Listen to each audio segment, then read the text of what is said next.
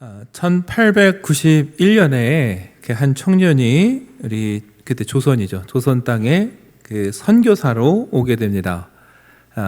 태어나긴 캐나다에서 태어났지만 미국에서 의대를 졸업한 한 청년이 선교사로 오게 되는데, 원래는 선교에는 관심이 없던 청년인데 그 유명한 무디 목사님의 부흥에 참여했다가 은혜를 받고 선교사로 오게 되는 겁니다. 근데 그보다 1년 앞서서 1890년에 또 한 명의 여성이 이제 선교사로 조선에 오게 되는데요. 이분은 뉴욕에서 태어나서 의대를 졸업하고 의료 선교사로 조선에 오게 됐습니다. 그래서 공교롭게 따로 온 이 두 사람이 1892년에 이 조선에서 만나 결혼을 하게 됩니다. 남편은 제임스 홀이고 아내는 로제타 홀 선교사님이에요. 이 두 분은 참 헌신적이었습니다. 평양에서 교회를 세우고 의료 선교사로 헌신을 하던 중에 안타깝게도 1894년에 남편인 제임스 홀 선교사님이 과로와 질병으로 하나님의 부르심을 받았는데 그때가 35살이었습니다. 그래서 양화진에 묻히게 되죠. 남겨진 그 부인은 29살이었고 아들은 2살이었고 그때 뱃속에는 딸을 임신 중이었어요. 그런데 남편이 하나님의 일을 하다가 그렇게 부르심을 받게 됐으니까 얼마나 괴롭고 슬프겠습니까? 잠시 미국으로 돌아갔는데 딸을 출산하고 나서는 다시 돌아오게 됐어요. 남은 사역을 계속하기 위해서 다시 이곳에 돌아왔는데 안타깝게도 얼마 되지 않아서 4살 된 딸이 또 병에 걸려서 죽게 됩니다. 그래서 태어나서 한 번도 보지 못했던 그 아버지 곁에 양화진에 또 묻히게 돼요. 정말 이쯤 되면 포기할 것 같은데 그 로제타 홀은요, 보면 일기에 매일 자녀를 향한 슬픔과 마음들을 적고 성경을 적으면서 그 어려운 때를 믿음으로 이겨냈어요. 그리고 끊임없이 평양에 병원을 세우고 또 평양 맹아학교를 세우고 헌신을 하다가 나이가 들어 어쩔 수 없이 이제 고향으로 돌아가서 그곳에서 하나님의 부르심을 받았는데 그때 유언을 남겼습니다. 그래서 그 유해가 화장이 돼서 남편이 뿌려줬던 그 양화진에 그 부인 또한 뿌려지게 되는 거죠.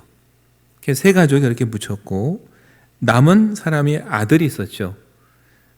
그 아버지가 돌아가셨을 때 갓난아기 였던 그 아들 셔우드 홀은 부모님처럼 의대를 졸업하고요. 다시 조선으로 돌아와서 16년 동안 의료 선교를 하게 됩니다. 이분이 크게 기여한 것은 우리나라 최초의 폐결핵 요양병원을 세웠다라는 것이고요. 요즘은 잘 아는데 예전에는 크리스마스 다가오면 크리스마스 씨를 판매했죠. 맞아요. 우리나라에서 크리스마스 씨를 발행한 분이 이분이에요. 헌신했는데 본인은 끝까지 이곳에 남아서 선교하기 원했지만 일제에 의해서 어쩔 수 없이 쫓겨나서 그 다음에 이 부부는요, 인도로 가서 선교를 하다가 나이가 들어 은퇴를 하게 됩니다. 놀라운 건 이분도 돌아가실 때 유언을 남겼어요. 그래서 1991년에 이 아들 또한 양화진에 안장이 돼서 양화진에 가시면요, 홀 가족의 저 묘비가 저렇게 서 있습니다. 참 대단한 분들이에요.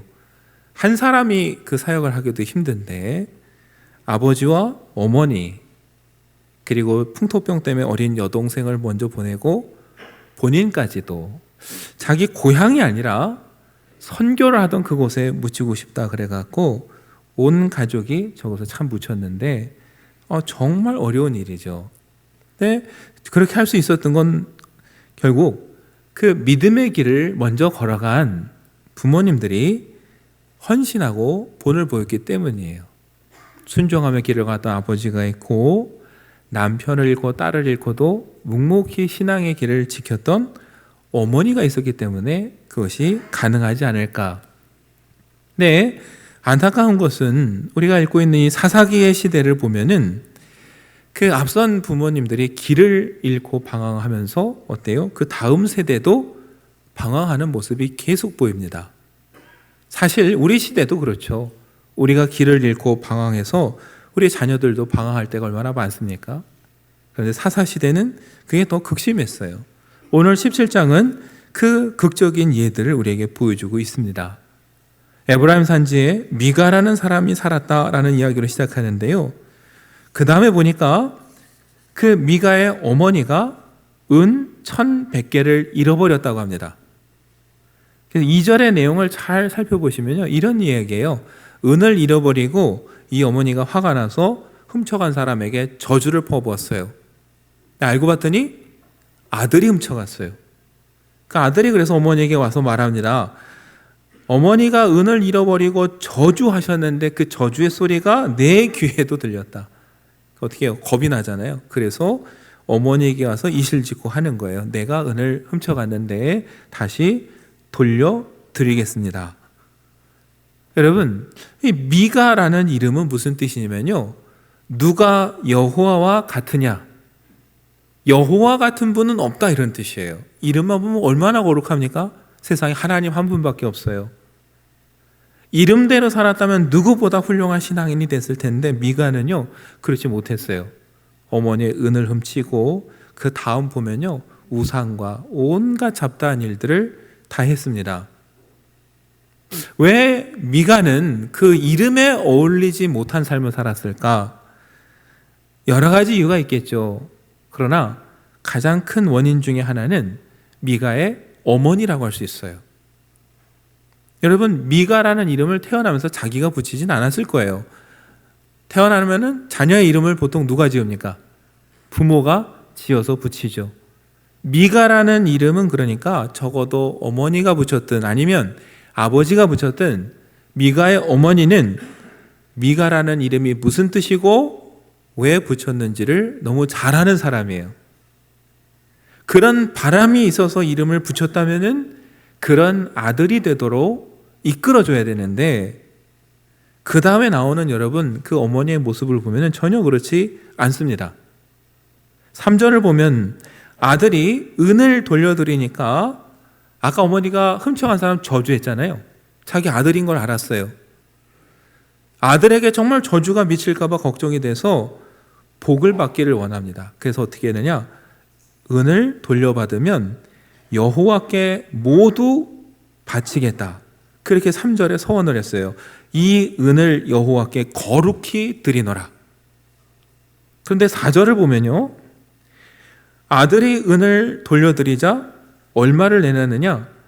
200개를 내놨어요. 여러분, 1,100개를 잃었다 찾아왔는데 여호와께 거룩히 다 드리겠다 했는데 막상 받고 나니까 1,100개 중에 200개만 하나님께 드리고 900개는 자기가 다시 가졌습니다. 하나님 앞에 서원한 걸 아주 우습게 무시한 거예요. 여러분, 이런 어머니가 아들의 이름은 여호와 같은 이가 어디 있느냐 이렇게 붙였어요. 이게 어울립니까, 여러분? 전혀 어울리지 않는 상황이에요. 그나마 여러분 드린 200개는 어떻게 썼느냐 봤더니요, 은을 세공하는 업자에게 주어서 아들을 위해서 신상을 2개 만들어 달라고 합니다. 그리고 그 신상을 아들에게 주었어요. 왜 주었겠습니까, 여러분? 아들 잘 되라고. 여러분, 그게 아들의 이름을 미가라고 붙인 어머니가 할 일일까요? 아들의 이름은 미가, 누가 여호와 같으냐, 여호와 같은 분이 어디 있느냐 해놓고서 아들이 잘 되라고 자기는 기껏 되찾은 은으로 신상을 만들어서 아들에게 덜컥 주고서 복 받으면 좋겠다. 여러분, 하나님께서 그러면 과연 기뻐서 복을 주실까요? 전혀 그렇지 않죠. 미가의 삶을 보면은 그러니까 그 어머니의 영향이 크다고 할 수 있어요. 더 안타까운 건 여러분, 그럼 미가의 어머니와 미가만 그렇게 되느냐? 아니에요. 그렇게 배우고 살아온 미가는요, 또 자기 자녀들도 그렇게 인도하고 가르치게 됩니다. 사사기 17장 5절을 보면 이렇게 기록하고 있습니다. 그 사람 미가에게 신당이 있으므로 그가 에봇과 드라빔을 만들고 한 아들을 세워 그의 제사장으로 삼았더라 그래요. 여러분이 한번 다시 기억해야 될 게, 미가가 어디 살았다고요? 에브라임 산지에 살았습니다. 에브라임 지파가 차지한 땅이에요. 네, 이 에브라임 지파가 차지한 땅에 아주 중요한 도시가 하나 있습니다. 어디냐면은 실로예요. 실로. 거기엔 성막이 있었고, 성막이 있다 보니까 당연히 법궤를 모시고 있었습니다. 그러니까 이스라엘 사람들에게는 신앙의 중심지예요. 마치 예루살렘의 성전 같은 그 역할을 실로가 감당하고 있었어요. 나중에 여러분 사사시다가 끝날 때 하나님께서 한나의 기도를 들으시고 사무엘을 낳게 해주셨습니다. 그 사무엘이 엘리 제사장 밑에서 배우면서 자란 곳이 실로예요. 그러니까 신앙의 중심지고 영적인 중심지가 실로고, 실로는 에브라임 산지에 있었어요. 그런데 정작 그 에브라임 산지에 사는 미가는 여호와 같은 분이 어디 있냐 그러면서 그 실로에 가서 하나님을 찾는 게 아니라 자기 집에다가 엉뚱하게 신당을 만들었습니다. 하나님이 정하신 곳에 하나님이 지은 하나님의 집을 찾아가는 게 아니라 자기 집에 자기 마음대로 신당을 세워둔 거예요. 이 하나님의 뜻을 아주 무시하는 행위죠. 더구나 그 신당을 차려놓고 거기에 에봇과 드라빔을 갖다 놨습니다. 여러분, 드라빔 하면은 조그만 조각상들인데요, 집안의 수호신처럼 여겼어요. 여러분, 이게 누가 여호와 같으냐라고는 이름을 가진 사람이 할 행동이 아니죠. 그런데 하고 있습니다. 또 하나, 에봇도 두었어요. 여러분, 에봇은 원래 누가 입습니까? 아무나 입는 옷이 아니라 제사장이 입는 옷입니다. 제사장이 에봇을 걸치고 하나님을 섬기고 하나님의 뜻을 묻는 거예요. 그런데 그것을 자기 마음대로 만들어서 집에다가 걸어뒀습니다. 왜요? 이거 걸어두면 하나님이 혹시 잘 되게 해주시지 않을까? 여러분, 그 징조가 이미 보였어요. 언제 보였냐면 기드온 때 보였습니다. 기드온이 전쟁에 나가서 승리하고 돌아올 때 백성들에게 금 귀고리를 달라고 다 걷어서 그걸로 에봇을 만들었는데요, 사사기 뭐라고 기록하냐면 그 에봇이 그와 온 이스라엘에게 덫이 되었다, 올무가 되었다 그랬어요. 그거 만들어서 오히려 뭐예요? 우상처럼 섬기다가 걸림돌이 된 거예요. 그런데 그 똑같은 일을 지금 미가가 자기 집에서 하고 있는 거예요. 하나님 섬기려고 하는 게 아니라 에봇이 그냥 우상처럼 되고 부적처럼 됐어요. 이거 가지고 있으면 잘 될 것 같은. 여러분, 여기까지도 엉망인데 그 다음에 뭐라고 했습니까? 자기 아들 중 하나를 제사장으로 세웠다 그랬어요. 이게 문제예요, 여러분. 본인의 어머니도 실수했고 본인도 잘못했는데 이제 아무것도 모르는 아들까지도 하나님으로부터 범죄하게 만들었어요. 여러분, 제사장은 아무나 할 수 있는 게 아닙니다. 레위 지파에서 나오는 거예요. 그런데 에브라임 지파에서 그것도 아버지가 자기 아들을 마음대로 제사장으로 세운다라는 건 있을 수 없는 일이에요. 아버지의 무지와 불신앙이 어떻게 보면 그 아들까지도 지금 어떻게 해요? 하나님 앞에 죄인으로 만들어 버렸어요. 이게 슬픈 겁니다. 미가의 어머니 미가 다 무지하고 길을 잃고 헤매는데 결국 이 두 사람 때문에 그 아들도 길을 잃고 방황하는 거예요. 여러분, 오늘 사사기가 왜 미가의 집을 이야기하느냐? 이 미가만의 문제가 아니라는 거예요. 이 시대 이스라엘이 전부 이렇다라는 거예요. 하나님을 섬긴다고 하는데 이스라엘이라는 이름을 가졌어요. 하나님의 백성이라는 이름은 가졌는데 하나님만 섬기냐 봤더니 이게 좋다면 드라빔도 섬기고 저게 좋다고 하면 가나안 신도 섬기고 복 준다, 돈 된다면 모든 걸 다 이렇게 혼합해서 갖다 놓은 게 이 사사시대 이스라엘이라는 거예요. 그리고 그걸 잘 보여주는 게 누구의 집이에요? 미가의 집이라는 거예요. 봐라, 누가 여호와 같으냐, 여호와 같은 분이 어디 있냐라고 이름 붙여놓은 미가마저도 하나님만 섬기는 게 아니라 스라빔도 갖다 놓고 에봇도 섬기고 집에 신당도 만들어 놓고 아들 제사장 세워놓는 이런 정말 탄식할 상황이 그 시대 곳곳에 일어난 거예요. 그래서 오늘 미가의 집을 통해 우리에게 경고하고 있는 겁니다. 이러면 안 된다고. 그러면서 얘기합니다. 왜 이렇게까지 되었을까? 사사기 17장 6절은요, 그 이유를 이렇게 설명합니다. 그때에는 이스라엘에 왕이 없었으므로 사람마다 자기 소견에 옳은 대로 행하였더라. 왕이 없어서 그렇다라는 거예요. 그 왕 세우면 다 문제가 해결될까요? 여러분, 사사기에서 이렇게 하고 싶은 얘기는 뭐냐면요, 그냥 눈에 보이는 왕이 중요한 게 아니라 그 왕을 왕으로 세우는 진정한 왕이신 하나님을 얘기하는 거예요. 하나님의 말씀을 배우고 깨달아서 그 말씀대로 우리가 살아가야겠다, 이게 아니라 하나님의 말씀을 모르고, 아니 외면하고 무지하다 보니까 결정할 때마다 어떻게 결정해요? 각기 자기가 보기에 좋은 대로, 각기 자기 생각에 옳은 대로 결정했다라는 거예요. 오늘 우리도 그런 실수할 수 있습니다. 저와 여러분이 하나님의 말씀을 묵상하고 배우고 읽고 깨달아서 뭔가를 결정할 때마다 하나님이라면 어떤 걸 기뻐하실까? 하나님 말씀대로 한다면 우리가 어떻게 하는 걸까? 이거를 생각해야 되는데요, 이걸 놓치면 그 다음부터 인간적인 생각들이 나오는 거예요. 저는 저대로, 내 생각엔 이게 좋습니다. 저기는 저기대로, 내 생각엔 그게 아니라 이게 더 좋아요. 여긴 여기대로 또 내 생각엔 그게 아니라, 이렇게 나오면서 내 생각에는 이렇게 말하면 그때부터 뭐예요? 혼란스럽게 되는데 그게 미가의 집이고 이스라엘이라는 거예요. 그러니까 뒤죽박죽돼요.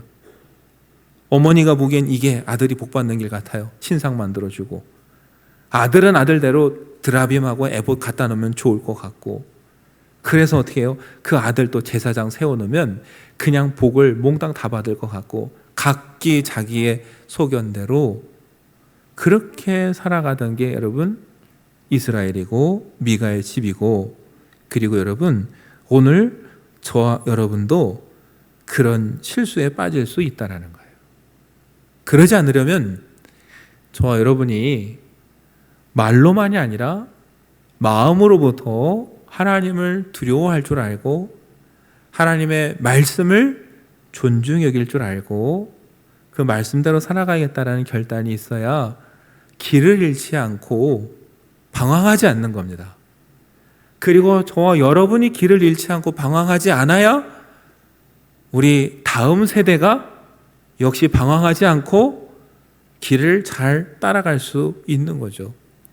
저와 여러분이 흔들리면 뒤따라오는 우리 아이들도 흔들릴 수밖에 없다는 걸 우리가 기억해야 됩니다.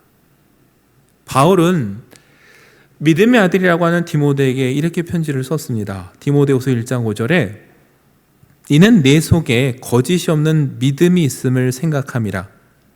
이 믿음은 먼저 네 외조모 로이스와 네 어머니 유니게 속에 있더니 내 속에도 있는 줄을 확신하노라. 바울이 디모데를 보니까 그리스도의 가르침대로 살아가려는 참 순수한 믿음이 있었어요. 저 믿음이 어디서부터 왔을까?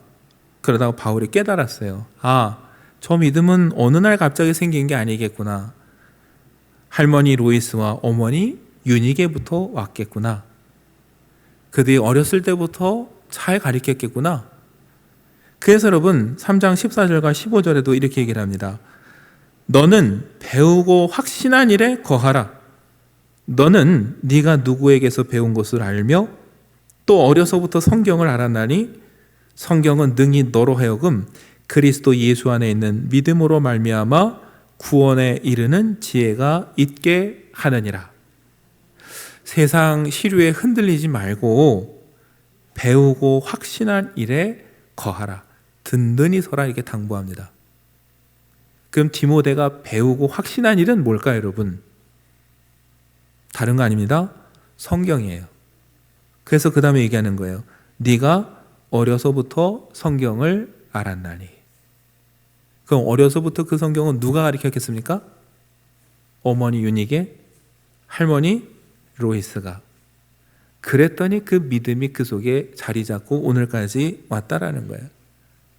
바울은 그래서 말하는 거예요. 그 믿음은 어느 날 갑자기 생긴 게 아니라 어려서부터 네가 성경을 통해 외할머니와 어머니로부터 배운 것이니까 그걸 잘 지켜서 흔들리지 않고 그 확신한 일에 굳건히 섰으면 좋겠다.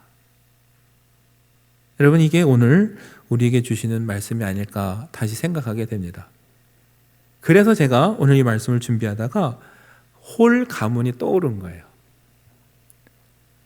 그 부모는 하나님의 말씀에 확신을 두고 행동했어요. 그 길이 쉬워서가 아니라 얼마나 괴롭고 아픕니까? 그런데도 흔들리지 않고 그 길을 갔더니 그 아들도 흔들리지 않고 그 길을 걸어갔어요. 그렇게 해서 하나님이 기억하시고 사람들이 존경하는 그 믿음의 가문을 저렇게 이루었습니다. 추석을 맞으면서 사사기를 읽다가 도대체 처음엔 이 추석에 사사기를 보면서 무슨 말을 해야 될까? 그런 생각이 들었는데 17장을 읽으면서 든 생각은 그거였어요. 이 추석에 우리도 신앙의 대물림에 대해서 한번 우리가 기도해야겠구나. 우리가 올바로 서야 우리 다음 세대가 올바로 설 수 있다라는 거. 우리가 올바로 서지 못하면 미가의 어머니와 미가와 그 아들처럼 엉뚱한 길로 갈 수 있다라는 거. 그 다음에 이 명절에 우리가 모여서 해야 될 것은 다른 게 아니라 믿는 사람들은 오늘 우리가 누리는 모든 것이 하나님의 은혜라는 것을 기억하고 가르치는 겁니다. 저와 여러분이 이 명절에 먹고 마시고 누릴 수 있는 게 있다면 그건 세상이 준 것도 아니고 드라빔이 준 것도 아니고 신상이 준 것도 아니에요. 그건 여호와 하나님께서 주신 겁니다. 저와 여러분이 그 확신이 있어야 되고 모였을 때 우리 가족들에게 그걸 가르쳐야 되고 그 말씀을 가르쳐야 돼요. 그래서 우리 다음 세대가 길을 잃지 않고 배우고 확신한 일에 거할 수 있도록 우리가 은혜를 나누고 예배하고 가르치는 것, 이것이 오늘 믿는 사람이 이 명절을 보내는 의미가 아닐까. 저와 여러분이 그런 믿음의 선조로서 흔들리지 않고 다음 세대에게 길을 올바로 제시하는 그런 믿음의 선조가 되길 원합니다. 그때 여러분의 가정도 우리 말리언 교회도 하나님의 뜻을 위해 함께 걸어갔던 그 홀의 가문처럼 귀하게 쓰임받고 하나님으로부터 인정받는 그런 복된 가문 또 교회가 될 줄 믿습니다. 그것을 위해 함께 걸어가는 저와 여러분 되기를 간절히 축원합니다.